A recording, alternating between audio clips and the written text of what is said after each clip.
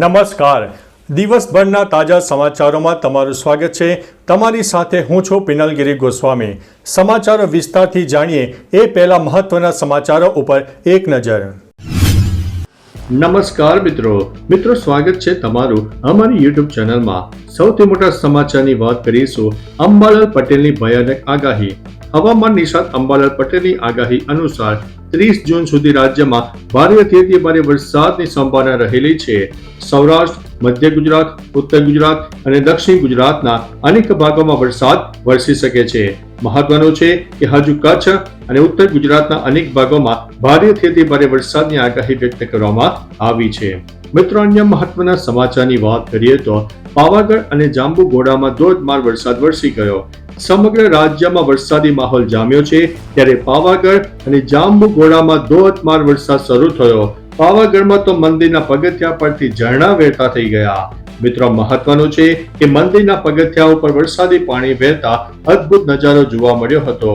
જાંબુઘોડામાં પણ જન હનુમાન પાસે વરસાદના કારણે વરસાદી પાણી વહેતા થયા હતા અને મંદિર પાસે બજારમાં પાણીનો ધસમસતો પ્રવાહ પણ શરૂ થયો હતો.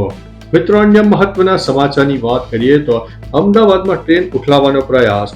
અમદાવાદના ઘાટલોડિયા વિસ્તારમાં વંદે ભારત ટ્રેન ઉઠલાવવાનો પ્રયાસ કર્યો હોવાની ઘટના સામે આવી છે. આ ઘટના અંગે જાણ થતા રેલવે પોલીસ દ્વારા સમગ્ર કેસની તપાસ ક્રાઇમ બ્રાન્ચને સોંપવામાં આવી છે. અમદાવાદ પોલીસ આરોપીઓને શોધી ન શકતા તપાસ ક્રાઇમ બ્રાન્ચને સોંપવામાં આવી છે. જણાવી દઈએ કે રેલવે ટ્રેક ઉપર 20 ફૂટ લાંબી લોખંડની એંગલ મૂકીને રેલવેને ઉઠલાવવાનો પ્રયાસ કરાયો હતો. મિત્રો, અન્ય મહત્વના સમાચારની વાત કરીએ તો ગેંગ રેપ કરનારની પહેલી તસવીર સામે આવી છે. કોલકાતા લો કોલેજની 24 વર્ષીય વિદ્યાર્થીની પર ગેંગ રેપની એક દર્દનાક ઘટના સામે આવી. આ ઘટનામાં 3 લોકો સંડોવાયેલો હોવાનું જાણવા મળી રહ્યું છે. એકે બળાત્કાર કર્યો જ્યારે બીજા 2 ચોકીદારી રાખી હતી. હવે આ ઘટના 3 આરોપીઓની તસવીરો સામે આવી રહી છે. જણાવી દઈએ કે ગુરુવારે સાંજે પીડિતાએ આ અંગે ફરિયાદ નોંધાવી હતી. મિત્રો, અન્ય મહત્વના સમાચારની વાત કરીએ તો સરકારી જમીનમાં પ્લોટ પાડીને વેચી દીધા. રાજકોટના મહિકા ગામે 4 એકર સરકારી જમીન પર 300 પ્લોટ પાડીને બારોબાર વેચી દીધા હોવાનો મામલો સામે આવ્યો છે. આ જમીનની હાલમાં બજાર વેલ્યુ અંદાજિત 40 કરોડ રૂપિયા છે. આ જમીન પર છેલ્લા 10 વર્ષથી શિવમ પાર્ક નામની સોસાયટી ઊભી છે. મામલતદારે કાયદેસરની કાર્યવાહી શરૂ કરીને અહીં રહેલા લોકોને 15 દિવસની અંદર જમીન ખાલી કરવા માટે નોટિસ ફટકારી છે. આ મામલો સામે આવ્યા પછી સ્થાનિકો હવે ચિંતિત છે. મિત્રો, અન્ય મહત્વના સમાચારની વાત કરીએ તો શુભાંશુ શુક્લાએ પીએમ મોદી સાથે ખાસ વાતચીત કરી. શુક્લા હાલમાં અંતરિક્ષમાં આવેલા ISS પર છે, ત્યારે પ્રધાનમંત્રી મોદીએ તેમની સાથે ડાયરેક્ટ સંવાદ કર્યો હતો. પ્રધાનમંત્રીએ શુભાંશુને પૂછ્યું કે તેમને અંતરિક્ષમાં કેવું લાગી રહ્યું છે. શુભાંશુએ જણાવ્યું કે અંતરિક્ષની ધરતીને જોવાનો કંઈક એક અલગ અનુભવ છે. ત્યાંથી ભારતને જોવું બહુ જ ગર્વની વાત છે. પ્રધાનમંત્રી કાર્યાલયે આ વાતચીતના એક તસવીર સોશિયલ મીડિયા ઉપર પણ પોસ્ટ કરી હતી. મિત્રો, અન્ય મહત્વના સમાચારની વાત કરીએ તો જગત મંદિર પર અડધા સ્તંભે ધજા ફરકાવવામાં આવી. હવામાન વિભાગે ગુજરાતના અનેક જિલ્લાઓમાં ભારે વરસાદની આગાહી વ્યક્ત કરી છે, ત્યારે સૌરાષ્ટ્ર, દક્ષિણ ગુજરાત અને મધ્ય ગુજરાત સહિત મોટા ભાગના વિસ્તારોમાં ભારેથી અતિ ભારે વરસાદ વરસી રહ્યો છે. સાંજ સુધીમાં 164 તાલુકામાં વરસાદ નોંધાયો, જેમાં સૌથી વધુ પંચમહાલના જાંબુઘોડા અને દેવભૂમિ દ્વારકામાં 2.40 ઇંચ વરસાદ નોંધાઈ ગયો. ભારે વરસાદના પગલે દ્વારકામાં ધોધમાર વરસાદના પગલે જગત મંદિર પર અડધા સ્તંભે ધજા ચડાઈ હતી. મિત્રો, અન્ય મહત્વના સમાચારની વાત કરીએ તો ડ્રીમલાઇનર પ્લેનનું ઇમરજન્સી લેન્ડિંગ થયું.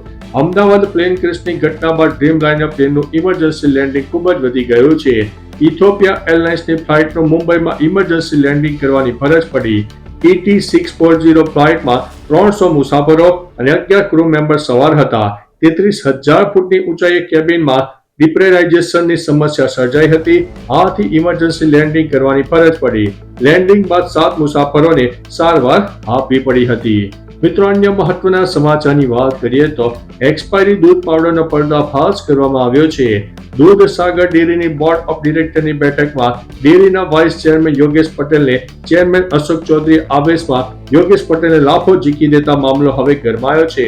જે બાદમાં યોગેશ પટેલ ચરાડામાં આવેલ અમૂલના ગોડાઉનમાંથી એક્સપાયરી ડેટનો અમૂલ મિલ્ક પાવડરના જથ્થાનો પર્દાફાશ કર્યો અને ચેરમેન અશોક ચૌધરી ઉપર ગંભીર આરોપો લગાવ્યા.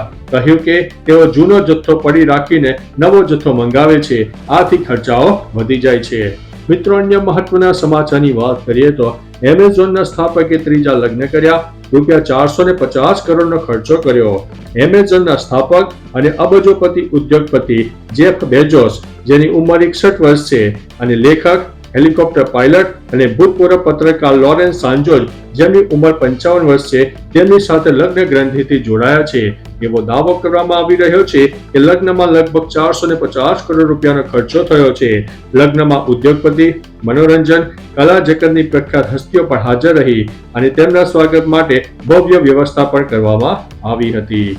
મિત્રો, અન્ય મહત્વના સમાચારની વાત કરીએ તો અષાઢી બીજે વાહનોનું રેકોર્ડ બ્રેક વેચાણ થયું.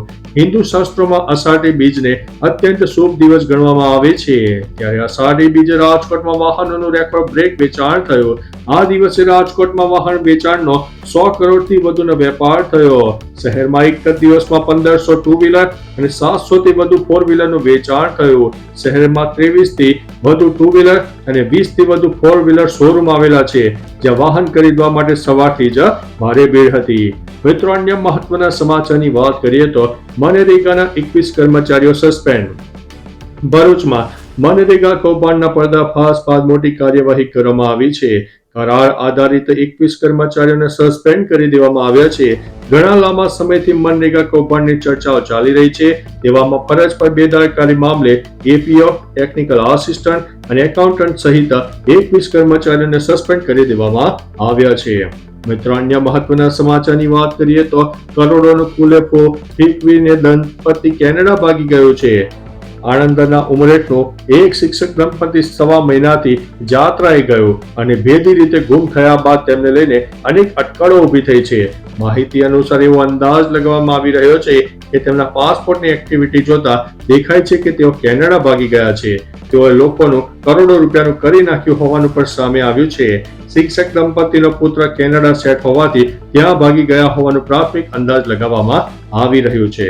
મિત્રો, અન્ય મહત્વના સમાચારની વાત કરીએ તો છેલ્લા 24 કલાકમાં 170 તાલુકામાં વરસાદ ખાબકી ગયો. હવામાન વિભાગની આગાહી અનુસાર રાજ્યમાં વરસાદી માહોલ જામ્યો છે. ગુજરાતના અનેક વિસ્તારોમાં ધોધમાર વરસાદ પડ્યો. છેલ્લા 24 કલાકમાં 171 તાલુકામાં વરસાદ પડ્યો, જેમાં સૌથી વધુ દ્વારકાના કલ્યાણપુરમાં વરસાદ ખાબકી ગયો હતો. દ્વારકાના કલ્યાણપુરમાં 3 ઇંચ વરસાદ ખાબકી ગયો. 24 કલાકમાં કચ્છના માંડવીમાં પણ 2 ઇંચથી વધુ વરસાદ નોંધાઈ ગયો છે. મિત્રો, અન્ય મહત્વના સમાચારની વાત કરીએ તો જૂના મકાનનો ઉપરનો માળ તૂટી પડ્યો. વડોદરાના વાઘોડિયા પાઠક ફળિયામાં જૂના મકાનનો ઉપરનો માળ તૂટી પડ્યો હોય તેવી ઘટના સામે આવી છે. જોકે આ જર્જરિત મકાનને નગરપાલિકાએ 2 મહિના પહેલા નોટિસ આપી હતી. નોટિસ મળ્યા બાદ પરિવાર દ્વારા મકાન ખાલી કરી દેવાતા મોટી જાનહાનિ ટળી છે. વરસાદમાં કોઈ ઘરની બહાર ન હોવાને કારણે પાઠક ફળિયાના રહીશોનો બચાવ થયો હતો. હાલ તૂટેલા મકાનોનો કાટમાળ હટાવવાની કામગીરી પણ હાથ ધરવામાં આવી છે. મિત્રો, અન્ય મહત્વના સમાચારની વાત કરીએ તો ગુજરાતમાં ઈડીના દરોડા, 12 લોકો વોન્ટેડ જાહેર કરવામાં આવ્યા છે. સુરતમાં 100 કરોડના સાયબર ફ્રોડ મામલે ઈડીએ હવે સુરત, અમદાવાદ અને મુંબઈમાં તપાસ કરી રહી છે. જેમાં સુરતમાં મકબૂલ ડોક્ટર સહિત 4 આરોપીઓને ત્યાં ઈડી ત્રાટકી છે. મકબૂલ ડોક્ટર, કાસિમ ડોક્ટર અને મહઝ નાડા સામે તપાસ થઈ રહી છે. જેમાં 27 બેંક ખાતા, 2 કરંટ ખાતા અને 500 થી વધુ સિમ કાર્ડ મામલે તપાસ પણ ચાલી રહી છે. વિદેશમાં મોકલાયેલા નાણાં મામલે પણ પુરાવા હવે એકઠા કરાઈ રહ્યા છે. તો ચાલો મિત્રો, ફરીથી દેશ અને દુનિયાના સુપરફાસ્ટ સમાચાર લઈને મળતા રહીશું. ત્યાં સુધી અમને રજા આપશો. નમસ્તે.